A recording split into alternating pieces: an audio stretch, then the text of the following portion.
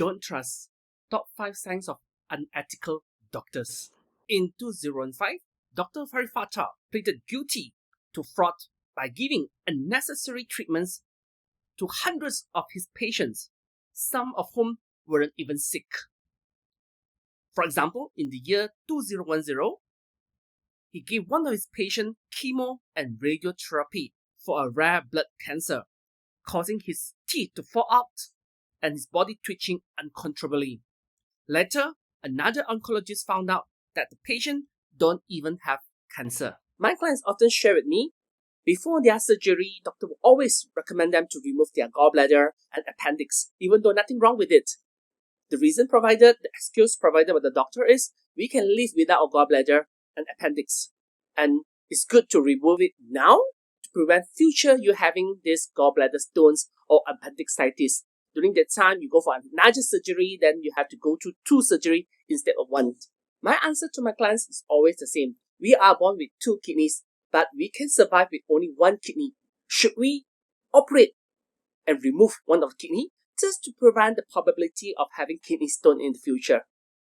You know the answer, right? Before we even think of the upcoming treatments, the issue of whether we are trusting the right doctor must be addressed. Let me share another story with you from my clients. My client has been visiting her gynae for the past 10 years, doing a routine checkup, every year pap smear, every year ultrasound. She's done her tubectomy too, and then the HPV vaccinations. So 1 year, towards the end of 10 year, she noticed from her routine checkup there's a 3 cm growth in the womb.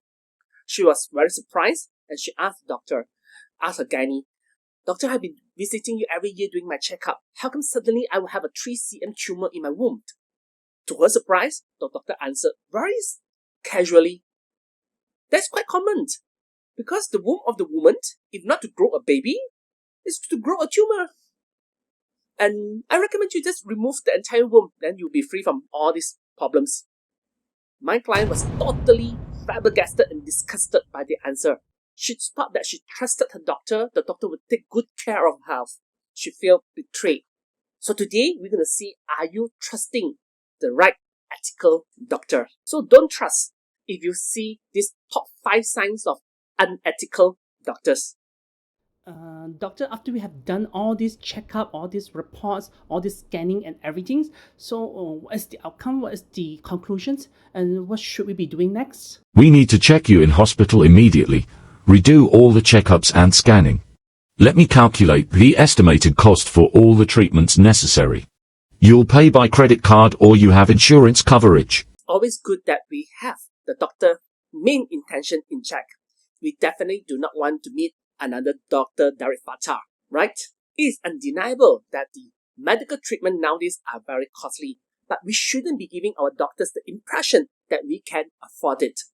Why? Because all treatments will burden our body in a certain way. Even the most common CT scan will expose our body to all these radioactive rays that will actually burden our body and increase the chance of cancer formation. Excuse me, doctor. We noticed that the reading that you mentioned earlier on in this report is not like what exactly like you described. We are quite doubtful about all these readings that we have done so many reports. Can you clarify a bit further? These diagnostic readings are meant for professional doctor like me. Are you a doctor? In this room, I am the doctor, so you just listen. Always remember, it is the right of the patient to fully understand his or her own health conditions. In addition, we pay for the consultation fees. That's why we are encouraged to highlight and ask whenever we are in doubt. Doctor might not need to educate us on this health topic, but it's doctor's responsibility to clarify to us when we are in doubt. This is to prevent misdiagnosis and further complicate the situations. Doctors, my friends and family has been telling me, besides the treatment that doctor advised, there are other treatments available in the market like stem cell therapy, targeted therapy, even the CAR T cells therapy. What do you think about it, doctor? Should we go for that? At least we can consider all these other treatments? Don't waste time. No matter who you seek, the outcome remains the same. Further delay only worsen the condition. If don't start treatment immediately, the chances of survival is very slim. Always remember, the suggested solution by doctor is his or her unique professional advice and opinion and doesn't represent the whole truth. There is always other treatment or solution that you might want to consider. So my tip, if you're going for a second opinion, always tell the second doctor what the earlier doctor told you, the solution that he or she suggested, and ask the second doctor for another solution. With that, you will see that the second doctor will try his or her best to come up with another solution that will be different compared to the first. If it happens that the second opinion same with the first, then you can be rest assured that, the chances of solution available is only this. But if the second opinion differ compared to first, then you have few more solutions for you to consider. So it's a much wiser way to seek for second opinion. And second opinion also can be out of the Western medical field. You can ask for any alternative treatments that can complement each other too. So thank you for watching this video until now, and hope that this video has been helping you in a certain way. Remember to subscribe, like, and turn on the notification bell for future videos like this. Doctors, you are telling us this is a major operations, will take 6 to 10 hours. So a lot of things that doctor you need to do, but you never tell us what actually doctor you are doing, what to expect from this operation. What are the things that need to be removed and what are the consequences? Is there any complication that we need to know beforehand before we decide on these operations?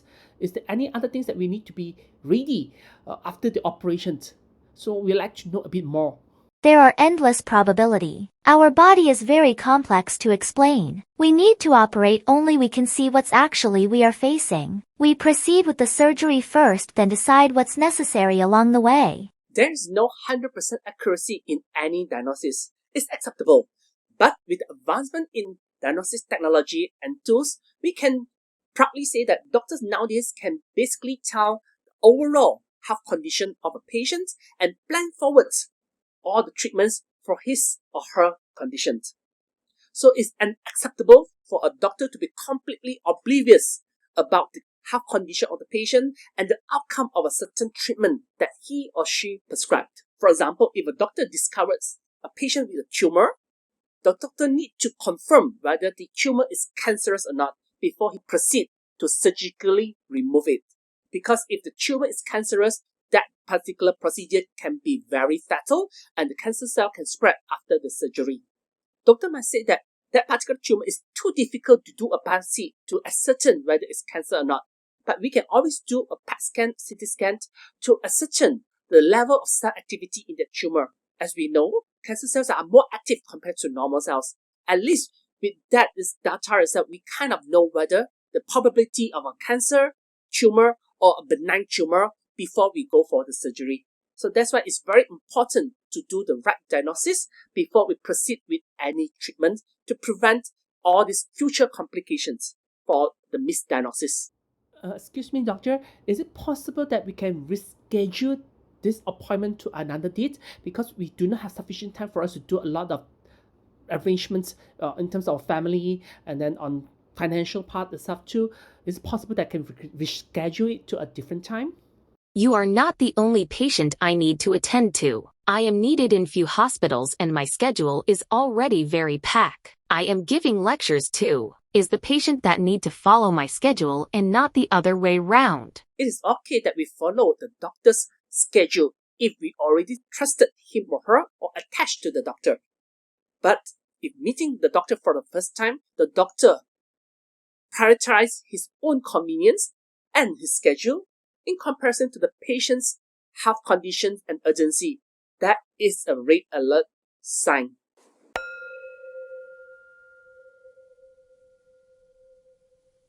Meanwhile, to watch the next video on how to take care of your health. Till then, see you and take care. Bye bye.